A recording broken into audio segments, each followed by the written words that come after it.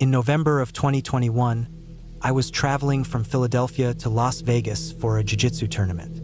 I travel quite a bit for competitions, and usually I try to stay with teammates or with people I know through the sport. It saves money, and it feels safer to have familiar faces around. This time, though, for a few different reasons, I had to travel alone. That wasn't a big deal to me. I've stayed by myself plenty of times before. But I remember that I booked this Airbnb in a rush. I just wanted something near the strip so I could get to the tournament quickly and not waste too much money.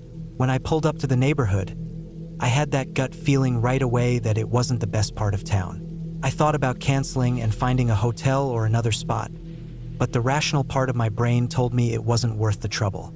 I told myself I'd barely be there anyway, just a place to sleep, shower, and get ready for the tournament. I ignored that voice in the back of my head telling me I should have trusted my first instinct. The Airbnb was a small studio apartment, basically a converted section attached to the host's house. There was only one door in and out of it, no back exit, no side door. The window had thick drapes so I couldn't see out and no one could see in, or so I thought. I never met the host face to face. Their Airbnb profile didn't even have a picture of a person, just a flower. The messages from them were short, not rude, but not friendly either. They gave me the door code and said I'd be fine to come and go. The first thing that struck me as odd was the door code itself. It was literally 1234567. I remember standing there thinking, who sets their lock to that? Then when I got inside, the Wi-Fi password was just password. At first, I laughed it off, assuming maybe the host was older or just not good with technology. I didn't want to overthink it. The studio itself was clean, nothing fancy. Small bed, little kitchenette, bathroom with a shower. It wasn't dirty or gross, and the reviews online had been solid, so I shrugged it off. I spent the day walking around, grabbed food, and prepped for my way in. I got back to the room around 8:30 or so. I remember locking the door behind me and double-checking that it clicked. I kept telling myself I'd be fine. By 9:30, I was in bed, almost asleep, when I heard a faint tapping sound on the window right in front of where the bed was placed. It was just a soft but deliberate tap tap tap, like someone using a finger. My eyes shot open, and for a second, I thought maybe I was imagining it. I stared at the drapes, half expecting them to move, but they didn't. I called out, "Huh!" loud enough so that if someone was outside, they'd hear me. Silence followed, maybe a minute or two. I started to think maybe it was a branch or something hitting the glass, but then the tapping started again. Same slow rhythm. This time, I sat up straight in bed and said louder, "Hello!" The tapping stopped immediately. The silence after was worse than the sound itself. My heart was racing. I didn't want to seem paranoid, but I grabbed my phone and messaged the host, asking if it had been them outside. Nearly an hour passed before they responded. "I was going to bring you some water, but it seemed like you were asleep, so I left." That message didn't sit right with me. First of all, why would anyone tap on the window when there's a door they could knock on? Second, I never asked for water, and no host I've ever stayed with has randomly brought water at night. I sat there staring at that message, replaying the sound in my head, and I couldn't shake the feeling that someone had been standing there just inches from me, separated only by a thin layer of glass and fabric. I thought about taking a shower or going for a walk to the store to get my mind off it, but something in me said to just stay put. I locked the door again, even though I knew I had already done it, and sat on the edge of the bed scrolling on my phone. Couldn't relax. Every little sound outside put me on edge. I kept checking the time, waiting for the hours to pass. Around midnight, I heard another noise. At first, it was faint, like footsteps or shuffling near the door. Then came the sound that froze me, the beeping of the keypad. Someone was trying to enter the code. I heard the faint tones as they pressed 1, 2, 3, 4, 5, 6, 7. The lock clicked, but it didn't disengage fully the first time. Then they tried again. This time I heard the lock release. Without thinking, I jumped out of bed and ran to the door. As it started to open inward, I slammed it back shut with all my weight, shoving against it with my shoulder and yelling, "This is my room! Get out of here!" The door rattled against me as someone on the other side tried to push it open. My adrenaline was spiking, and I shouted again, louder, "Get out! Leave!" From the other side, I heard a man's voice, deep and steady, say, "This is my room. I'm Meidel." Meidel was the name of the host. My stomach dropped. The voice didn't sound like someone confused. It sounded like someone lying and trying to get in. I kept yelling the same thing over and over. "This is my room. Get out. I'm calling the cops," all while pressing my full weight against the door. With my free hand, I dialed 911. I spoke loudly enough so whoever was on the other side knew exactly what I was doing. As soon as I mentioned I was on the phone with the police, the pressure on the door stopped. My chest was heaving, my heart racing, and I stayed braced against the door until I heard sirens about 10 minutes later. When the police arrived, I opened the door cautiously and explained everything. They weren't surprised. In fact, one of the officers said something along the lines of, "Yeah, we've been here before." That was when I realized this wasn't some misunderstanding. This wasn't a mix-up. Something shady had been going on in that place for a while. The host came out while the police were there, combative and unapologetic. Their story about who had tried to get into my room kept changing. First, they claimed it was them checking on me. Then they said it was a family member who had the wrong room. Then they said it must have been a mistake. None of it added up. The police didn't seem shocked though. They stayed until I called an Uber, telling me it was best to get out and not stay the night. I remember packing up my bag as quickly as I could, looking around the small studio one last time. The thought that someone had been standing outside my window earlier, tapping, maybe watching me, kept looping in my head. I never saw the person who tried to come in, and that fact still bothers me. Was it the host? Was it someone they gave the code to? Was it some setup where they expected me to be tired from travel and easy to catch off guard? When the Uber pulled up, I got inside and felt that massive wave of relief of just putting distance between myself and that place. As we drove away, I kept replaying everything in my mind. The tapping at 9:30, the door code at midnight, the voice saying they were Meidel. If the timing was planned, it made sense.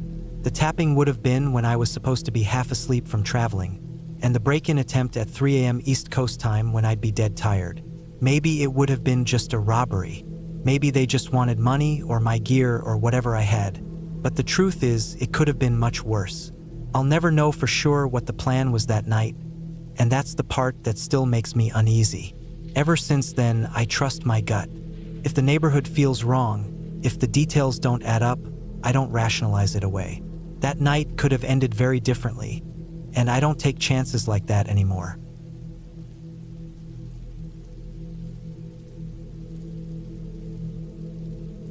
I booked an Airbnb in the spring of 2022.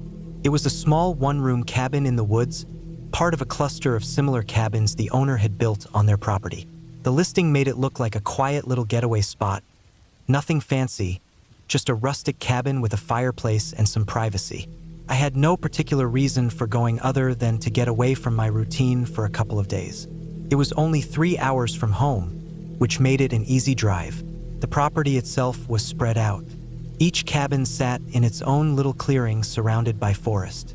There were faint paths that ran between the cabins, though none were marked.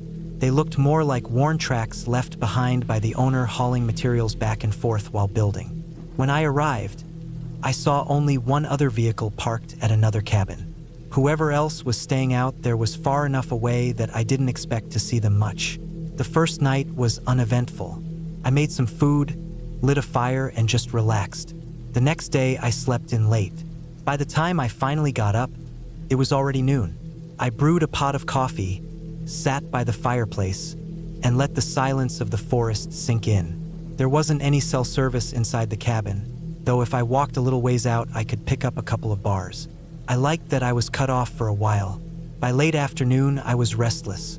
Just before sunset, I put on a hoodie and decided to go for a walk. I figured I'd just follow one of the faint paths and maybe see where it led. I didn't plan to go far, maybe just stretch my legs. The path behind my cabin cut straight into the trees. It was narrow and uneven, but still visible enough to follow. After maybe 10 minutes of walking, I caught sight of something through the trees. At first, I wasn't sure what I was looking at. There were two figures standing in the forest about 200 or 300 yards off. From that distance, I could tell they were men, but what unsettled me was the way they were standing. Side by side, perfectly still, looking down at something on the ground. They weren't talking or moving, just staring at whatever was beneath them. I slowed down but kept walking along the path, glancing back every few seconds. Eventually, the trees closed in enough that I couldn't see them anymore. I told myself it was probably just a couple of guys from one of the other cabins. Maybe they were hunters, or maybe they had dropped something and were looking for it. But it stuck in my head how strange it looked. Two people just standing that far out in the forest, not moving, not speaking. The path didn't seem to be looping around like I expected. It just kept stretching deeper into the woods. After another 5 minutes, I realized it wasn't going to lead me back to the cabins at all. That uneasy feeling from earlier came back stronger. I decided it was better to turn around and head back before the sun dropped any lower. That was when I heard it, a sound behind me. At first, I thought it might have been an animal, but it was unlike anything I'd ever heard. It had the deep, echoing quality of an elk bellow, but twisted somehow, louder, more drawn out, almost human in a way. The sound carried through the whole forest, bouncing off the trees. I turned around instantly and froze. The two men were on the path. Not where I had first seen them, much closer now. They were standing maybe 150 yards behind me, directly in line with where I needed to walk to get back. They weren't moving, just facing me. I couldn't make out their faces from that distance, but their stance was stiff, almost like they wanted me to see them. That sound I had just heard didn't seem like it could have come from them. It was too loud, too unnatural. But the fact they were now blocking my way back made everything in me go tense. I stood there for what felt like forever, but must have been 10 or 15 seconds, trying to decide what to do. Finally, I started to back up slowly, keeping my eyes on them. That was when they both moved at the same time, stepping off the path and disappearing into the trees. They didn't hurry or run. They just walked calmly into the forest until I couldn't see them anymore. My legs felt heavy as I stood frozen, waiting to see if they would come back out. I didn't want to move forward in case they were waiting for me, and I didn't want to keep going deeper into the woods either. I must have stood there 5 minutes, scanning every gap between the trees, listening for any sound. Nothing. Finally, I forced myself to move. I walked fast, almost jogging, down the path toward my cabin, glancing left and right the whole way. The trees felt too close, the shadows stretching longer with the fading light. When I finally saw the clearing of my cabin, relief washed over me, but it didn't settle me. I went straight inside and locked the door. I thought about messaging the host to ask about those men, but I stopped myself. What would I even say? Two guys were standing weird in the woods? It sounded ridiculous. Maybe they were just other guests. Maybe I was overreacting. I tossed some wood into the fireplace, sat down, and tried to calm myself. By the time it was dark, I was starting to feel more at ease again. I made tea and sat in the chair by the fire. The sound of the crackling logs helped. For a short while, I was actually relaxed. Then it happened again. The sound, that same bellowing scream, far off but loud enough to cut through the walls. I froze with the mug halfway to my mouth. My eyes went to the back window, but it was pitch black outside, the faint outlines of trees barely visible. The sound didn't repeat right away. I pulled the curtains shut and sat there, the heat from the fire suddenly feeling too hot against my skin. I tried searching on my phone for animal sounds in that region, scrolling through videos of elk, cougars, coyotes. Nothing matched. Everything I found sounded natural, familiar.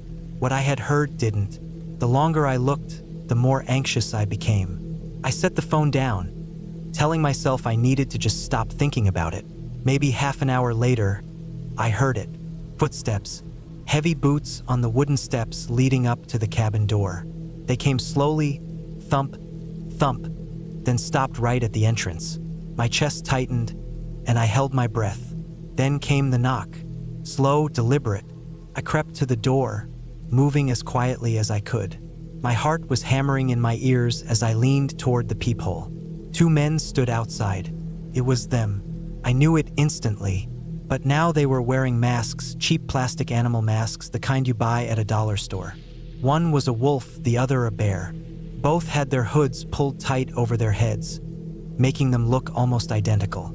I stumbled back, fumbling for my phone. I dialed 911 with shaking hands, whispering as soon as someone answered. Another knock came, louder this time. Then, before I could finish explaining, a hard thud slammed into the door, like something heavy striking it. My whole body jolted. For a second, I thought the door was going to burst open, but then the sound stopped. Footsteps moved away from the cabin, back down the steps, fading into the woods. When the police finally arrived, about half an hour later, the two men were long gone. The officer found a gouge in the wood of the door. A fresh mark like the blade of a knife had been driven into it. He took notes but didn't have much to say beyond that. There wasn't much he could do except suggest I leave for the night. I packed up everything I had and drove home. I never stayed in those cabins again. To this day, I don't know who those men were or what they wanted. Sometimes I check local news from that area, expecting to see a headline about someone disappearing in those woods. Nothing has ever come up, but the image of those masks at my door and the sound echoing through the forest is something I can't forget. I was lucky nothing more happened. I'll never go back to a cabin that deep in the woods again.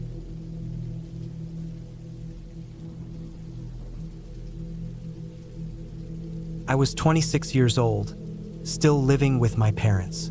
Most days it felt like I was drifting through life without a real plan. My job didn't excite me, my relationship was shaky, and at home my mom and I were butting heads more than usual. It felt like every small thing people did set me off. I couldn't think straight. I needed air, space, something different from the same rooms and arguments I was dealing with every day. One night after another fight with my mom, I started browsing online for a place to stay for the weekend. I didn't want a hotel. I wanted quiet, something private where no one would know me or bother me. I found this small one-bedroom Airbnb up in Troutdale, Virginia. The pictures showed a small cabin-style house surrounded by trees, sitting on a hill with nothing else around.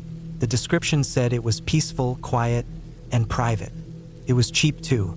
The photos made it look cozy, like it had been lived in and cared for, not some sterile rental. I booked it right away.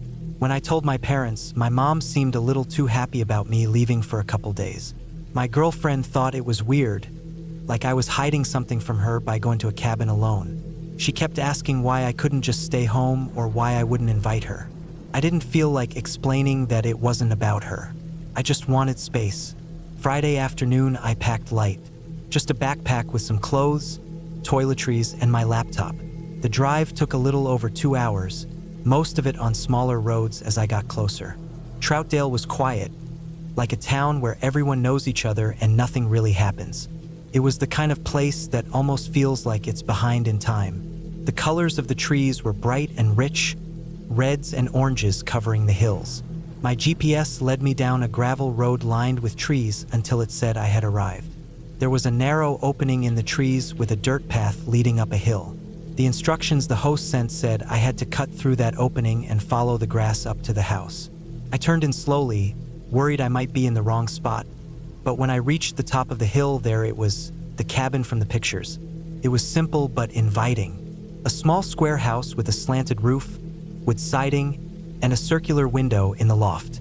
It looked exactly like it had in the photos. I parked near the front and got out. The air smelled fresh and crisp. I stood there for a moment, just breathing, already feeling like the trip was worth it. The host had told me where to find the key, hidden in a small box near the door. I let myself in and walked through the place. The living room had a couch and a fireplace. The kitchen was small but had what I needed. The bathroom was tucked in the corner, and the loft bedroom sat above, reached by a steep wooden ladder. Sunlight poured through the circular window upstairs, giving the place a warm glow. After settling in, I decided to check out some nearby trails the host mentioned. They were only a 5-minute drive away. I spent about an hour walking them, enjoying the quiet woods. On the way back to the cabin, I saw 2 men walking down the gravel road. They stopped when they saw my car and turned to stare as I drove past. I smiled and waved out of habit, but neither of them reacted. They just stood there watching. Their blank stares made me uneasy, but I kept driving and turned into the path up to the cabin without looking back. Inside, I lit a small fire in the fireplace and read a book I had brought. The quiet, the sound of the fire, and the comfort of being alone finally made me feel relaxed. But when the sun dipped lower and I decided to grab food from the store, I stepped outside and froze. Down near the entrance of the property, just past the hill, I saw two figures running quickly into the woods. They moved like they were startled by me. I thought about the two men on the road earlier. My chest tightened a little. I told myself it was probably just locals cutting through, maybe even kids. Still, it was odd enough that I grabbed my backpack and laptop before driving into town. I didn't want to leave anything important behind. The nearest Walmart was about 20 minutes away. The drive felt longer than that, passing empty fields and dark stretches of road with no houses in sight. I bought some simple groceries: milk, granola bars, fruit, bread, and frozen dinners, enough for the weekend. I sat in the parking lot for a minute, debating whether I should just drive home, but I told myself I was being paranoid. By the time I got back, it was completely dark. The roads had no lights, and the cabin was hard to spot in the distance. I parked at the bottom of the hill for a moment before driving up, just staring at the cabin sitting alone on the rise. No other houses, no sounds, just the darkness pressing in around the car. I grabbed my groceries and went inside, locking the door right away. The place was quiet except for the crackle of the fire as I got it going again. I ate a quick sandwich, tried to focus on my book, and told myself I just needed to relax. That's when the lights went out. Every bulb in the cabin went dark at once. The only light came from the fireplace. My chest tightened again. I tried the switches, but nothing worked. I pulled out my phone and messaged the host. He answered quickly, telling me to check the breaker box outside near the back telephone pole. I stared at the message for a long time. The idea of walking into the pitch-black woods behind the house to check a breaker felt impossible. My gut told me not to go. I stayed put by the fire. The house was silent until I heard it, a floorboard creaking. It came from the dark corner near the bathroom. I turned and froze. In the faint glow from the fire, a figure was standing there. Tall, broad, filling the doorway with his shadow. My heart pounded so hard I thought I'd pass out. He didn't move. He just stood there. Then he spoke, his voice low and steady. He told me to stay calm and hand over everything I had. I couldn't even see his face clearly, just the outline of his body against the dim firelight. My hands shook as I pulled my wallet out and emptied the cash onto the table. I said all I had was my laptop, my backpack, and some clothes.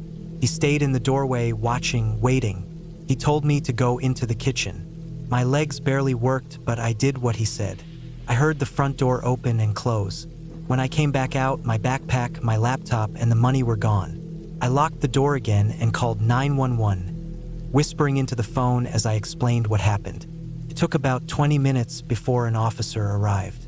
I told him about the two men I had seen earlier that day and about the figures running into the woods. He took notes but didn't promise much. All he could say was they'd keep an eye out for anyone matching the description. I messaged the host again, telling him what had happened. He replied that he was sorry, but he couldn't refund me. He told me I could leave early if I wanted, but that was it. The rest of that night, I didn't sleep. I sat by the fireplace with my back against the wall, listening to every sound outside. Every snap of a twig or gust of wind made me jump. The next morning, I packed what little I had left and drove home without looking back. To this day, I can't shake the feeling that the host knew more than he let on. The way the power went out, the way he told me to go outside to check the breaker, it felt like a setup. I don't know how that man got inside, but he didn't break a window or force the door. He just appeared in the corner of the room. I went looking for peace that weekend. Instead, I came back with a story I'll never forget. I'll never stay in some random Airbnb out in the woods again.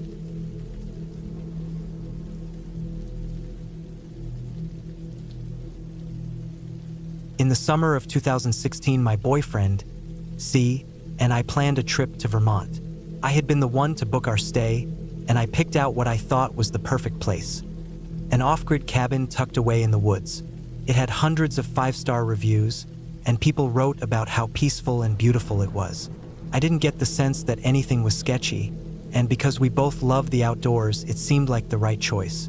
It was described as one room with a potbelly stove, a small loft, no electricity, and no modern conveniences. I figured that meant a quiet escape, just the two of us, no distractions. We drove down a long dirt road to get there. It was one of those roads that seemed to stretch on forever, narrowing the deeper we went into the trees. The last house we passed was about half a mile away, and the host had mentioned that it was hers, though she was away for the week. After that, there was nothing but forest. When we pulled up to the cabin, it looked exactly like the pictures. Old wood, weathered siding, small windows, a chimney pipe sticking out of the roof, and a little porch with 2 chairs. It looked like something out of another century.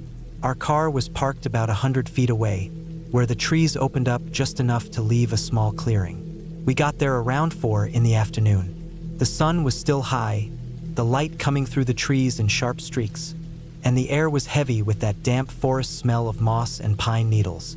The first few hours were exactly what I wanted. We unpacked our things, lit a few candles when the sun dipped lower, and made a simple dinner on the stove. We played board games, laughed, and enjoyed the silence that came with being so far away from everything. By 10 o'clock, I was exhausted from the long hike we'd done earlier that day. I decided to head up to the loft to sleep while C stayed outside to smoke. The loft was small, just enough room for a mattress and our bags. When I laid down, the air felt stuffy and warm, but the sound of crickets and night insects through the open windows lulled me into that hazy, in-between state of almost asleep but still half aware. That was when I was jolted awake by a loud bang on the side of the cabin. It was sharp enough that my heart started racing immediately. Before I could even say anything, I heard C shout up, asking if that was me. My voice came out groggy and confused as I yelled back no, asking if it was him. He said it wasn't. I sat still, waiting, listening, trying to process. At first I thought it had to be something simple, like a tree branch falling against the cabin. We've camped enough to know that strange noises at night are usually nothing more than wind, branches, or animals. I started to drift again, convincing myself that was the case. But then it came again. A second bang, louder, from a different part of the cabin. This time it was more like something heavy swinging into the wall. My body reacted before my mind did, and I climbed quickly down from the loft. C was just stepping inside from the porch. His face was calm, but I could see that tightness in his expression that told me he was uneasy. He told me to grab whatever sharp things I could find and head back to the loft. He picked up his hunting knife and a large stick he had been whittling on the porch. I searched around quickly and came up with a couple of steak knives. It felt ridiculous, holding flimsy kitchen knives as if they would protect me, but at that moment they were all I had. I asked him what he thought it was, and he said he didn't know. He hadn't seen anything when he was sitting outside, but he thought maybe he heard footsteps. The way he said it, hesitant, like he wasn't sure if he was imagining it, made me feel even worse. As we whispered back and forth, another sound came. A scraping noise, slow and deliberate, dragging along the outside wall. It went on for several feet before stopping. I froze, my throat dry, my stomach in knots. Leaving the cabin didn't feel like an option. Our car was 100 feet away, and to get to it, we would have to cross an open patch of ground in complete darkness. If someone was out there, they'd have the advantage. I also couldn't shake the thought that whoever it was might have slashed the tires or done something to block the driveway. If it was an animal, running outside wouldn't help either. C told me again to stay quiet and get back in the loft. He stayed downstairs, sitting in the dim candlelight with his knife and stick, scanning the windows. The cabin had large windows on 3 sides, half of them only screens. That thought unsettled me the most, how easy it would be for someone to cut through and reach inside. I wanted to stay near him, but he insisted it was better if I stayed upstairs. He said if someone came in, it would be easier to fight if I wasn't right there in the way. I reluctantly climbed back up, my hands tight around the steak knives, sitting in the middle of the bed in silence. C called out once, just a loud hello into the night. The sound of his voice echoed off the trees, but there was no reply. For a while there was nothing, and I thought maybe it was over. Then it came back. The scraping, louder this time, like metal dragged across wood. Then footsteps, clear, steady crunching of someone circling the cabin. They moved methodically, stopping, then starting again. My heart hammered in my chest, every muscle in my body tense. C eventually climbed up to the loft too, pulling the ladder up behind him. He said he didn't like the fact that whoever was out there could see him, but he couldn't see them. From up here, at least he felt we had some advantage. So we sat, pressed together on the bed, barely speaking, listening to every sound. The next few hours were torture. The noises came and went in waves. Sometimes it was banging, sudden, sharp thuds from different sides of the cabin. Other times it was the scraping again, or the footsteps, slow and steady, pacing back and forth. At one point there was a rattling, like someone grabbing the metal stovepipe outside and shaking it, testing it, maybe trying to climb it. Every time a new sound started, my whole body tensed as I waited for the moment the door would burst open or the screen would rip away. I've never felt fear the way I did that night. It wasn't like watching a scary movie, where you know it's fake. This was real, immediate, and there was nothing we could do but sit there. I kept imagining someone outside with a weapon, waiting for the right moment. I kept imagining how quickly it could all end if they decided to come in. Hours passed that way. Every sound echoed in my chest like a warning bell. We whispered to each other, our voices barely audible, too afraid to even shift on the bed because the floor creaked. Finally, around 5 in the morning, I started to notice a faint light coming in through the small loft window. The sky was turning gray, and in the distance I heard the sound of roosters. Slowly, almost like it had been timed, the noises stopped. No more scraping, no more footsteps, no more banging. Just silence, heavy and still. I didn't sleep, but I must have closed my eyes for a short while, because when I opened them again, the cabin was brighter. C and I packed our things quickly, barely speaking. My hands were still shaking as I stuffed clothes into my bag. When we stepped outside, I half expected to find something. Footprints, marks on the wood, damage to the car. But there was nothing. The car was untouched. The cabin walls showed no clear marks of scraping or banging. It was as if the night had left no trace at all. We drove away as fast as the dirt road allowed. I kept looking in the rearview mirror, expecting to see someone step out of the trees. When we reached the main road, I finally felt like I could breathe again. Later that day, I messaged the host to tell her what had happened. She wrote back saying it was probably a porcupine. I wanted to believe that, but I couldn't. Porcupines don't bang on walls with force, or drag metal-like objects against wood, or circle a cabin for hours with deliberate footsteps. C thinks it was some local person trying to scare us away, maybe just messing with us, maybe something darker. I don't know what it was, but I do know that I have never felt so helpless and exposed in my life. Being in that cabin, with nothing but thin wood walls and screen windows between us and whatever was out there, made me realize how fragile we really are in places like that. I'm glad we made it through the night, and I'm glad we weren't hurt, but I will never forget sitting in that loft, knives clutched in my hands, staring into the dark as something circled us again and again. It was one of the longest nights of my life, and I haven't stayed in a remote off-grid rental since.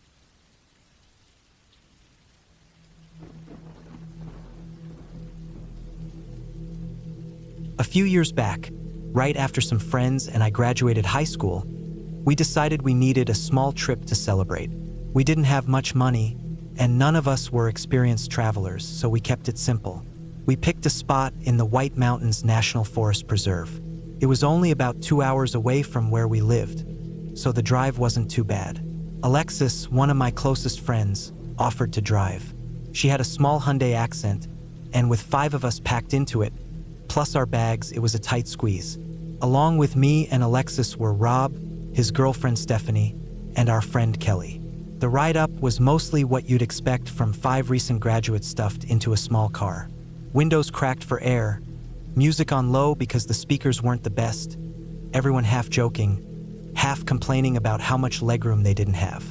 We weren't hauling much gear, just some bags, snacks, and a cooler with drinks. The plan was simple. stay in an Airbnb for a few nights, do some hiking, and enjoy the woods. When we got to the Airbnb in Carroll, New Hampshire, it matched the photos we'd seen online. A modest little house tucked among the trees, just big enough to fit us. At first glance, it looked perfect for what we needed. But next to the house was something that hadn't been in the photos. An old shed. It was small, weathered, and looked like it could collapse with one hard push. The roof sagged, the wood was grayed and warped, and a couple of boards looked like they were barely hanging on. Alexis made a joke about it, saying maybe some old guy lived in there and that was why the Airbnb was so cheap. We laughed, but I couldn't help staring at it. Something about it felt wrong, like it had been sitting there forgotten for too long. Still, we went inside the house, unpacked, and claimed our spaces. The house itself was simple but nice. 3 bedrooms, 1 bathroom, and a living room that had a pull-out couch. Alexis decided she didn't want to stay in the 3rd bedroom because it had 2 doors that led outside and directly faced the shed. She said it creeped her out. Instead, she suggested we share the pull-out couch in the living room. I didn't argue. I had feelings for Alexis, and if I'm being honest, I thought maybe she had some for me too. That first night started off fine. We explored the house, settled in, and later made our way to the garage where there was a hot tub. The garage had been turned into a sort of rec room, with the hot tub set against one side and some chairs scattered around. The water steamed in the cool night air. Alexis sat next to me while Rob and Stephanie sat across. Stephanie had stitches on her leg, so she couldn't fully get in. Kelly was off in her room, not really in the mood for the hot tub. We drank a little, told stories, and laughed about dumb things from high school. I noticed Alexis leaning a little closer to me, and I caught Rob smirking and nudging me under the water with his foot. By the time we all climbed out, it was late. Alexis and I went to bed, or rather to the pull-out couch, and put on some TV to fall asleep to. Around 2 in the morning, we decided to sit outside and look at the stars. The deck was large and sat right in front of the house. Out there, it was pitch dark beyond the glow of the porch light. There were no cars, no plane sounds, nothing. Just silence and the wide sky overhead. The stars stretched everywhere. A deep purple-blue backdrop scattered with bright pinpoints.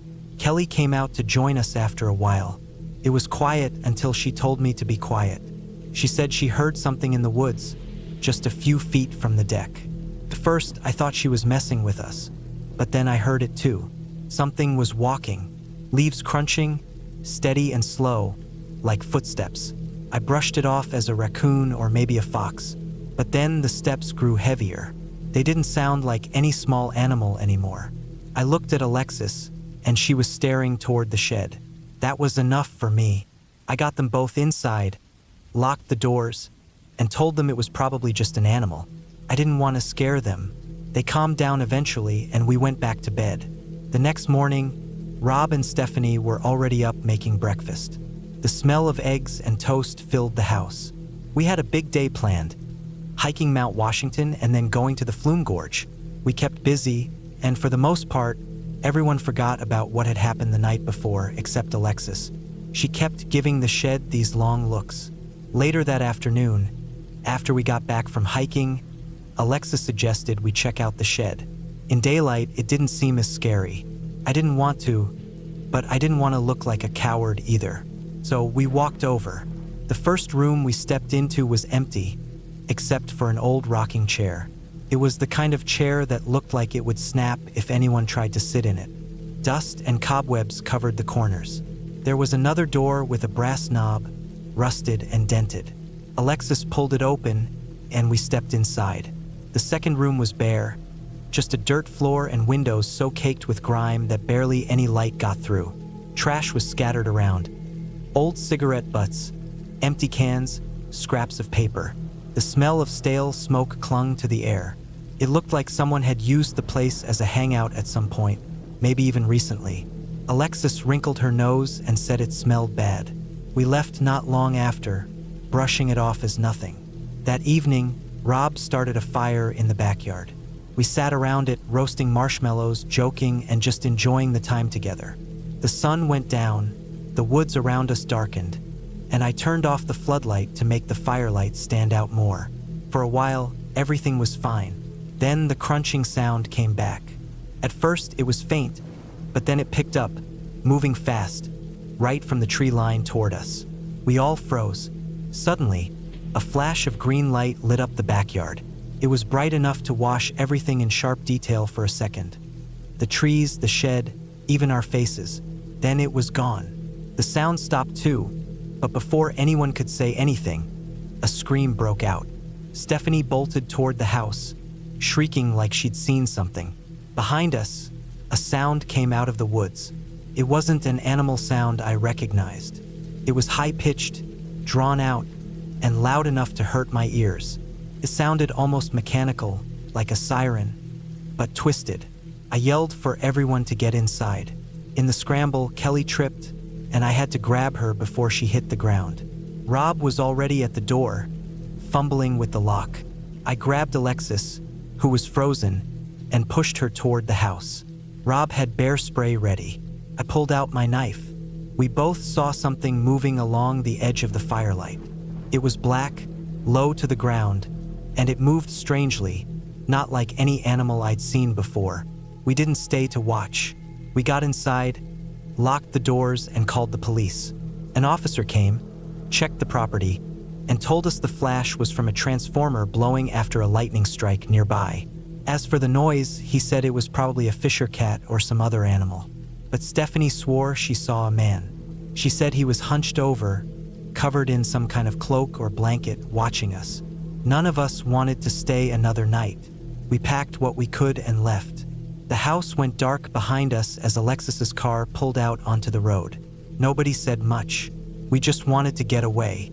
Looking back, I can't say for sure what it was. Maybe it really was just animals and a blown transformer.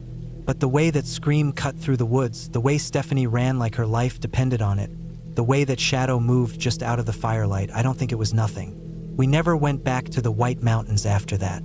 The shed, the sound, the figure Stephanie swore she saw. All of it was enough to keep us away for good.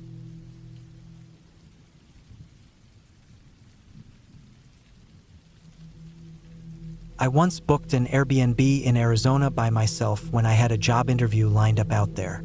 It was too far from home to make it a simple trip back and forth, so I figured I would turn it into a short getaway. Hotels in the area were either too expensive or fully booked, so I settled for this Airbnb that seemed cheap compared to everything else. It was about a 30-minute drive from the office where my interview was scheduled, which I thought was manageable. The place was a small house tucked away at the end of a dead-end road. The listing made it sound charming, with views of the desert from the backyard, a simple kitchen, and plenty of space to spread out. It looked like a no-frills little house, and that was fine by me. I was mostly concerned about having a quiet place to prepare and rest before the interview. When I got there, it matched the pictures well enough. The road that led to it was gravel, rough on the tires, and by the time I pulled into the dirt driveway, I could already tell this was one of those houses that no one would stumble across unless they were coming there on purpose. Inside, it smelled faintly like cleaning solution, though not freshly cleaned. More like someone had done the bare minimum after the last guest left. The living room was simple. A small couch, an old TV, and a coffee table with water rings that hadn't been scrubbed out. There were blinds over the windows, some bent, letting in thin strips of sun. The kitchen was tidy enough, with a small table pushed against the wall. The bedroom had a queen bed, plain white sheets, and a closet with sliding doors that didn't close all the way. Nothing special, but it served the purpose. I had brought my laptop because I still had some work to handle from my current job. That kept me busy most of the first day. I planned to stay 3 nights. The interview was on the second day, and then I would leave the day after. On Monday night, the night before my interview, I was sitting in the living room going through practice questions on my laptop. It was around 9 at night. The desert outside the windows was completely dark. No streetlights, no passing cars, nothing but pitch black. That was when I heard it. A tap at the window. It wasn't a knock. It sounded lighter than that, like someone tapping with a finger. Came from the window to my left. My head jerked toward it without thinking. My heart sped up because I was sure I wasn't just imagining it. But when I looked, all I saw was blackness outside. My own reflection in the glass stared back at me. I sat still for a long moment, straining my ears, but there was nothing else. Eventually, I convinced myself it might have been a bug hitting the glass. The desert is full of them, beetles, moths, all kinds of nasty insects. I forced myself back to my laptop, though my focus was broken. The next day, Tuesday, was the interview. I put on my best clothes, drove into town, and felt good about how it went. The rest of the day, I let myself relax. I ate at a Mexican place nearby, wandered through a few stores, and later sat in the backyard of the Airbnb with a drink in hand. The desert stretched for miles, the sunset painting everything orange and purple. It was peaceful, though now I realize how exposed I must have been sitting out there with nothing but low bushes and rocks around me. That night, I sat back down in the living room and put on Netflix, trying to wind down with a few episodes of Breaking Bad. Then it happened again, the tap at the window. This time, I knew it wasn't a bug. It was too deliberate, too precise. My chest tightened. I got up, yanked the blinds open, and stared into the dark. Nothing. The silence pressed against the glass. I walked quickly through the house, checking every window and door. I even opened the front door and looked outside. The porch light threw a weak circle onto the gravel driveway, but beyond that, it was just empty land. Nothing moved. No sound of footsteps. I tried to shake it off, but unease kept crawling through me. Still unsettled, I went to the back door and stepped out onto the small porch. The desert air was cool, dry, and silent. I scanned the bushes and rocks, the faint outlines of the landscape lit only by the thin porch light. That was when I heard it, a click. The sound of someone clicking their tongue against the roof of their mouth came from out in the darkness, past where the light reached. My throat went dry instantly. I stood frozen, listening. I yelled out, partly to scare whoever it was and partly to make myself feel less helpless. As soon as my voice echoed into the night, another click came back, sharper this time. I squinted into the dark and caught sight of movement. Someone was standing there. I could just make out a figure dressed in dark clothes, blending into the desert. They were still watching. My instinct was to move closer, but I stopped myself after a few steps. I didn't want to get near whoever it was. Instead, I shouted that they were trespassing and that I would call the cops. The figure didn't respond with words, just turned and walked away quickly, almost too quickly, disappearing into the darkness without a sound. I stood there shaking, replaying the sight over and over in my head. The first thought that came to mind was that it could have been the host, checking in or messing with me, but it didn't feel right. Something about the way they just stood there and then walked off, it was too strange. That night, sleep didn't come easy. I left lights on in every room. When I finally lay down in bed, I kept my laptop open, trying to distract myself with more episodes of Breaking Bad. The hours slipped by, and eventually, I told myself I was being paranoid. I turned off the lamp, rolled onto my side, and closed my eyes. 10 seconds later, I heard it. The click. This time, it wasn't outside. It was muffled, like it came from inside the house. My eyes snapped open, and I stared into the dark. Then I realized it was coming from the closet. The sliding doors were cracked open just a little, the way they had been since I got there. My body reacted before my brain could. I shot out of bed, barefoot and in my pajamas, grabbed my keys, and bolted for the front door. I didn't stop to grab my bag, my laptop, or anything else. I ran straight to my car, slid into the driver's seat, and locked the doors. My hands shook as I started the engine and called 911. Sitting there in the driveway with the car running, I stared at the front door, waiting to see if someone would come out. Every shadow looked alive. The dispatcher kept asking me questions, and I answered as best I could, never taking my eyes off the house. When the police finally pulled up, I felt my chest loosen just a little. 2 officers walked me inside. We searched the house together. It wasn't big, just the living room, kitchen, bedroom, and bathroom. There weren't many places for anyone to hide. The closet was empty, no signs of forced entry, nothing out of place, except for my things scattered where I had left them in my panic. Even though they didn't find anyone, I couldn't stay there another night. I packed everything as quickly as I could, still shaking, and left with the police standing by. I drove to the nearest hotel and checked in for the rest of the trip. I didn't sleep much, but at least I didn't feel like someone was standing in the dark watching me. When I contacted Airbnb, I explained everything. The host denied knowing anything about it. There were no cameras, no sign of anyone else having a key, and Airbnb only gave me a partial refund. To this day, I don't know who it was. Maybe it was someone who knew the place was used as a rental and took advantage of that. Maybe it was the host, or maybe it was just someone from nearby messing with me for their own reasons. What I do know is this: there was no forced entry. Whoever it was didn't break in. That means they either had a key or they were already inside before I got there. And that's the thought that still unsettles me the most.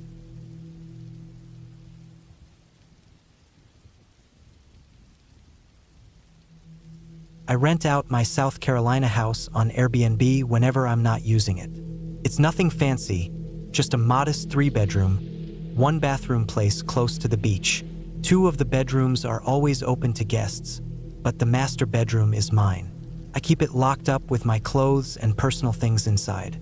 It has a regular lock and a deadbolt, so I've always felt like it was secure. I don't store anything expensive in there, just the kind of stuff I don't want to lug back and forth every time I drive down. Clothes, toiletries, a few boxes of personal odds and ends.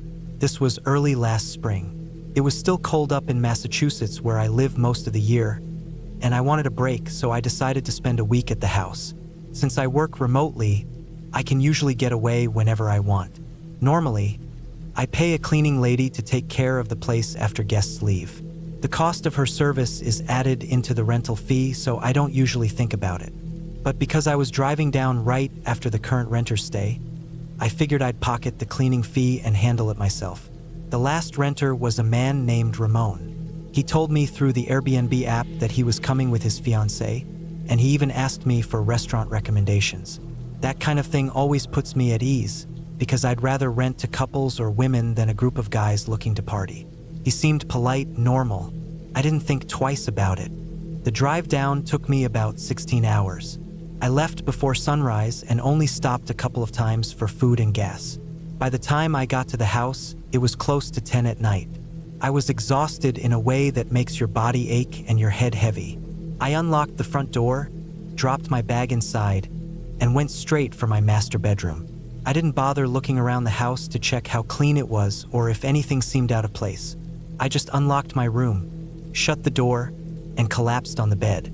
I didn't even brush my teeth. Sleep hit me hard, but it didn't last. An hour later, around 11:30, I woke up in the dark. I didn't know why at first. I picked up my phone to check for messages, then switched on the lamp. Everything looked normal in my room. I listened for a moment, but the house was quiet. I got up and walked through the living room and kitchen. Nothing looked disturbed. No trash, no empty beer cans, no sign of a mess. Both guest bedrooms were empty, though in one of them, the comforter looked like someone had been lying on it. Otherwise, the place was spotless. I actually thought to myself that these might have been the cleanest renters I'd ever had. Curiosity got the better of me, and I pulled up my porch camera app on my phone. It logs all movement. I scrolled through the history and saw that 3 days earlier it had caught a man entering with the door code. Just one man, no woman with him. That didn't match what Ramon had told me. I kept scrolling through the history. Nothing else popped up until the video of me unlocking the door an hour earlier. I checked again and again, convinced I must have missed something, but it was the same every time. That gave me a strange feeling. I decided to send Ramon a message through Airbnb asking if he checked out all right. As I waited, I searched the house again, this time more carefully. I opened closet doors fast, bracing myself each time. Empty. I checked under beds. Empty. I went through both guest rooms until I was sure no one was there. Then, as I sat down on one of the twin beds, I heard a sound that made every hair on my body stand up. The click of my master bedroom door shutting. Not a drift, not a squeak. A careful, deliberate click. I froze. From the hallway, I could see the light spilling out from the crack at the bottom of the master bedroom door. My heart was pounding as I crouched down, lowered myself to the floor, and pressed my face near the crack. I looked under and saw 2 feet. bare feet standing just a couple feet back from the door. I fell backward and scrambled up. Panic took over, but instinct kicked in too. I ran to the kitchen where the knife block sits, planning to grab the largest carving knife I own. When I reached for it, the slot was empty. That's when I stopped thinking about being brave. I bolted for the front door, ran out into the night, and called 911 from the porch. I stayed outside under the porch light, pacing in the cold, until the police arrived. 2 officers went inside while 2 more stayed with me. Minutes later, they brought out Ramon. He wasn't holding a knife. He wasn't resisting. He was calm, too calm. He said he just needed 1 more night in the house and thought it wouldn't matter. He denied touching the knife, though it was suddenly back in the block, placed neatly where it belonged. I couldn't believe the way the police handled it. They spoke with him for maybe half an hour outside, then told me I should work it out with AIRBNB. Just like that, they let him go. He walked off down the street like nothing had happened. After the officers left, I locked the doors, changed the entry code, and sat in the living room until the sun came up. I didn't go back into the master bedroom until daylight. When I did, I searched everything. My drawers had been gone through. My closet doors were slightly open. My bags of clothes had been moved around. I knew for a fact someone had been staying in there. I called Airbnb again and explained every detail. They banned Ramon from the platform, but I never got compensated for the extra day he squatted in my home. To them, it was just a matter of removing a problematic renter. To me, it was something else entirely. I couldn't stop replaying that moment when I saw his feet under the door. He had no right to be in there. He wasn't supposed to be in the house at all. And the way he moved silently, shutting the door instead of confronting me, made me think he was waiting for something. Or maybe for me. Since that night, I've changed more than the lock code. I installed a full security system, cameras inside and out, and I hired a property manager to handle all guest contact and cleaning. I don't go down there alone anymore, not even for a weekend. It doesn't matter that the police dismissed it or that Airbnb banned him. The thought of someone standing in the dark, on the other side of that door, waiting quietly while I slept. There's no undoing that. That house used to be my getaway spot. Now, every time I think about it, all I can see are those feet under the door. And I'll never know for sure what would have happened if I hadn't woken up when I did.